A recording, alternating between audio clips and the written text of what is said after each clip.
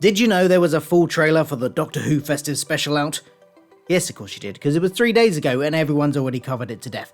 I myself did a reaction video to it with my super cute 5-year-old daughter, link in the thingamy below. So you might be wondering, 3 days on, what's the point in doing a breakdown now? Everyone's already done one. You're much too late, slow coach. Well, basically, I said in my reaction video that I would, and I'm a man of my word. Also, I have theories, and I want to get those theories out there for everyone to tell me how wrong I am. So, buckle in. No, wait. Before you buckle in, maybe hit that like button. Guaranteed entry into Santa's good list if you hit the like button. It absolves all sin. Ate the last cookie your wife's been saving for herself? Nicked a pick-a-mix sweet from Wilco's? Been laundering money for the mafia? All forgiven with a click of a button. Now buckle in, and let's get down to the trailer and my theories. If you have any of your own theories or have opinions on mine, then do let me know what they are in the comments down below. So the opening shot is of the prison that we saw at the end of the Timeless Children. There's been a lot of speculation that this could be Sharda, the Time Lord prison from the half-made Tom Baker episode, Sharda. That too was depicted as a building embedded in a large asteroid, so there might be something to this. I doubt they'll dwell on it too much, but it could be a nice little Easter egg. We see the Doctor in prison garb, and again, the symbols look very familiar, similar to the writing in the Ancient and Worshipful Laws of Gallifrey book seen again in Sharda. The Doc's got longer, greasy hair, so has probably been there a little while by this point. We get a voiceover from Jack about getting to travel with the Doctor, and being with the Doctor, you don't get to choose when it stops, whether you leave her or she leaves you. reflecting back there on his own experience, having been abandoned by the Doctor before himself. He's also seen the Doctor lose others, specifically Rose. Oh, and here's the big Easter egg scene, as we have lots of prisoners locked up, some of which look familiar. There's a Pating, a Weeping Angel, a Cyberman, a Stenza, and what looks like a big beefy cactus. A relative of Meglos perhaps, or maybe a Varga plant. Which do you think it is? Vote in the comments below. Tardis Interior. I love the fact we're getting to see this interior again. It is one of my favourite TARDIS interior designs. This is bound to be the TARDIS that's now disguised as a house that the fam took from Gallifrey to get back home at the end of the Timeless Child. It looks like they've been using it as a kind of base of operations, or at least Yaz has? Maybe? I mean, wouldn't you? You got the choice of living with your parents, an annoying kid sister, or somewhere that has literally infinite space. I mean, obviously you can't invite your friends around for dinner or anything, but you know, I'd still go for living inside the TARDIS. The real question is, if she's living there, why does she have a sleeping bag, bottom left corner, in the control room instead of, you know, finding one of the bedrooms? I guess maybe she's scared to get lost if she ventured further into the ship, or maybe they just haven't thought of that. Now, initially, just by the body language in this short clip, I was going to assume that Yaz had been investigating something and is only now bringing it to Ryan and Graham's attention. Possibly this Dalek business. But when she's shown a phone, she seems surprised, asks how this is possible, and it seems to be Ryan and Graham who are the most proactive and ask her, "You with us?" So perhaps maybe she's researching something else. The Doctor's whereabouts, maybe. Maybe they are notes she's made trying to work out how to fly the TARDIS. Maybe she's labelling everything after having found the TARDIS manual. Hey, even the first Doctor had to label a few things with marker pen. We get our first good shot of the new Daleks, confirming that there is more than one in this design. We see two of them outside 10 Downing Street, along with a woman, presumably the Prime Minister, introducing them as defence drones. Now remember, this episode would have been written back when Theresa May was the Prime Minister, all the way back in 2019. That can't be right. Sure feels longer ago than that. How long have we been in 2020 now? Because it feels like 10 years. Anyway, so this character may be at least partly based on Theresa May. Also, note here how the Daleks are glowing blue, but later in the trailer we see them glowing red. Now this might be a kind of Ood Eyes type situation. While they're being docile and subservient, they are blue, but when they turn on their masters and attack, they change to a red glow.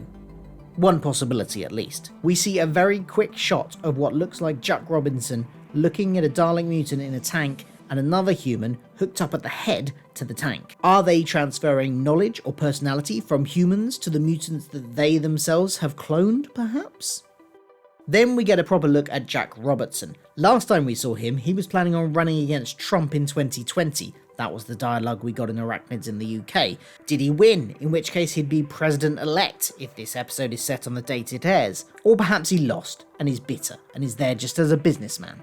Either way, he thinks these machines are going to change the world. And then we see a shot of him, the woman who might be Prime Minister, and another man, a scientist perhaps, who worked on the developing of these new drones. Opening up a hatch that looks like it looks into the Dalek. You can actually see on the left-hand side of the screen one of the sort of shapes that is reflected on the outside of the casing as well. So it's definitely, I think, inside the casing that we're looking at here. And we see it from what would be the Daleks mutant's first-person perspective, or at least where the mutant would sit if there was one in there. Remember us? There could be several options to who they're talking to here. Jack Robertson or Captain Jack are the main contenders. We hear a no just before this, which sounds to me like Captain Jack, but this could be from a completely different scene. A scene in the second's time indicates that it is actually probably Jack Robertson, though. We'll get to that in a minute. I'm Captain Jack Harkness, and I'm immortal. I think we can assume here that someone has just killed Jack, and he's probably a little bit surprised that he's come back to life. Hey, maybe Jack killed Jack? We get a shot of a Dalek ship flying over some buildings. This is the same type of ship we've seen in the series ever since 2005, so there's a good chance these are the Bronze-style Daleks that have maybe come to Earth after discovering that humans have created their own Daleks, or perhaps they were summoned by these new Daleks. I mean, depending on how these new Daleks were created, the Bronze ones might view them as impure, which might potentially lead to the sort of civil war theory that people have been bandying about. Are you feeling insecure? Because you seem to need a lot of praise. Do I? The line of sights on these match up, so I'm assuming that these are from the same scene. Often in trailers you'll get bits of dialogue cut to sound like they're talking to each other, but they're actually not in the actual thing. I think here, looking at it, that they probably are. It probably is Jack and Yaz talking to each other here. They appear to be in some sort of science facility with all the glowing blue and data pads and things, so possibly this is where the government is keeping or cloning their Dalek mutants. Daleks in the sky.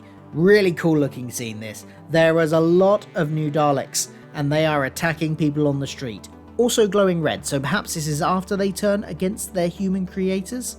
I mean, it's hard to imagine a British government, even a Tory one, would sanction this, so either this is after the Daleks have turned against them, or the Prime Minister, etc., have been plants by the Daleks the whole time. Not you guys. So this seems to be the aftermath of the Remember Us clip from earlier in the trailer, so it's probably the first meeting of Jack Robertson and the fam in this episode. We then get a shot from behind someone in front of a furnace with a box, who then gets Dalek tentacles wrapped around him. I can't tell who this person is, but it looks like they might have been taking the mutant in the box to incinerate it, and it appears to get out and attack them. Perhaps they thought the mutant was dead, and it turns out it's not. It might have just been dormant. Something along those lines is what I think is probably happening here. Look at all those mutants. With this whole tower of Dalek mutants, I think it's quite clear there's some kind of cloning or breeding operation going on. Probably by the UK government, possibly in league with the US or Robertson as a businessman, either of those two things. Likely they got hold of a DNA sample from the Revolution encounter and have been cloning from that. And they probably also created the casings based on that Revolution design, having most recently seen them. However, obviously they had access to previous Dalek casings and equipment from the Black Archive as well, which is where the Resolution Dalek got some of its equipment from back in that episode. Now, Jack! But which Jack? Probably Harkness. But don't forget that there are two Jacks in this episode. There could be a twist where Robertson actually turns out to be helping them in the end, although I think that's probably unlikely. It's most likely Jack Harkness she's talking about here. Jack has his squareness gun, which is weird considering he hasn't been seen using it, I think, since Series 1. And he's lived a long time since then, literally thousands of years, maybe even millions. When did he get buried? I mean, a lot of that he spent underground, sort of in a coffin. But, you know, he's at least lived hundreds and hundreds of years since that point. I don't know, maybe he found it hiding in the back of a cupboard and had one of those moments where you go, oh, I used to use this all the time. I'm going to start carrying this around again. That'll make me not feel old anymore. We've all done it. Admittedly not with a squareness gun. Maybe an old jacket. We get a couple of very quick shots, Daleks turning around ready to fire, Dalek mutant leaping from the tower of tanks, jumping on Yaz's back. Will she get possessed like that woman did in Resolution? If she does, could we see her forced to kill one of her fellow companions. It would certainly be a dramatic end. Imagine if she kills Graham. That would absolutely explain why Ryan felt he could not travel in the TARDIS anymore. He wouldn't be able to look her in the eye, even though he knew it wasn't her fault, if she killed his granddad. And it would also give some great story fodder and development for Yaz for next season, as the Doctor helps her deal with the guilt that she would inevitably face. Having thought of it now, this is a theory that I really want to see happen. The final shot is 13 in her cell, crossed off days on the wall, saying, "Stay strong, people waiting for you."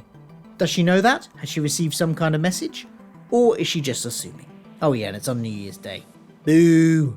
I want my Christmas Day tradition back. If EastEnders can be bleak, dark, and kill people on Christmas Day, so can Doctor Who. So, to summarise, what are my big theories? Well, I think from this trailer, it's looking like the British government, or at least a faction within it, have developed their own Daleks based on the design they saw a couple of years ago.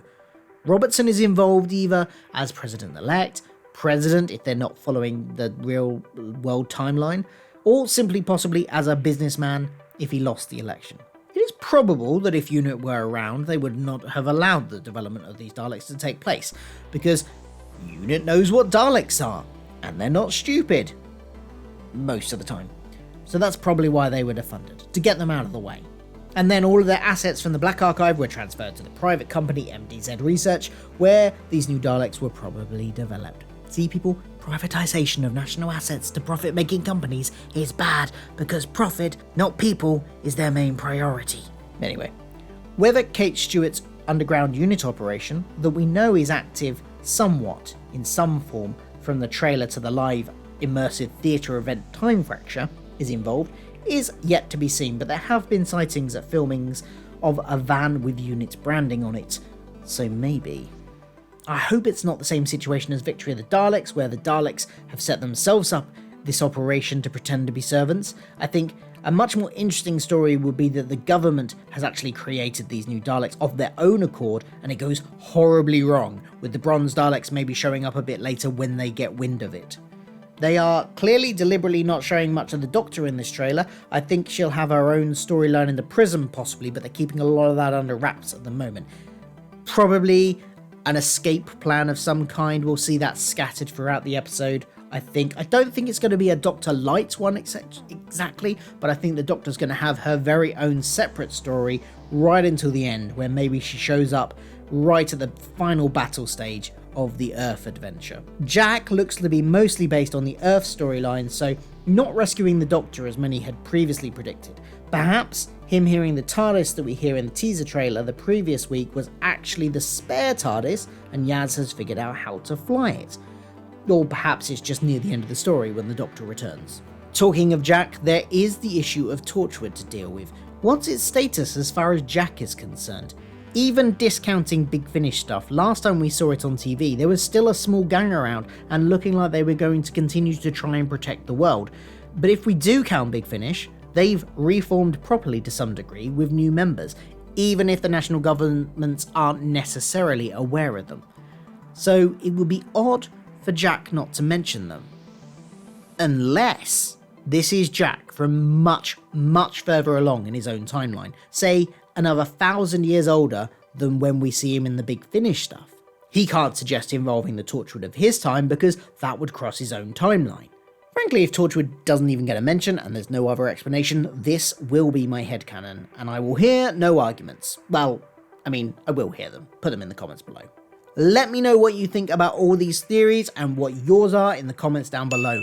I've recently hit 3,000 subscribers, so thank you if you're one of them for helping me get there before the end of the year, and if you're not subscribed yet, please do consider hitting that subscribe button, ringing the bell to get notifications, liking this video, and all of that jazz. I'll be back for more Doctor Who videos and more on my other favourite bits of pop culture soon, so I will see you then. Goodbye.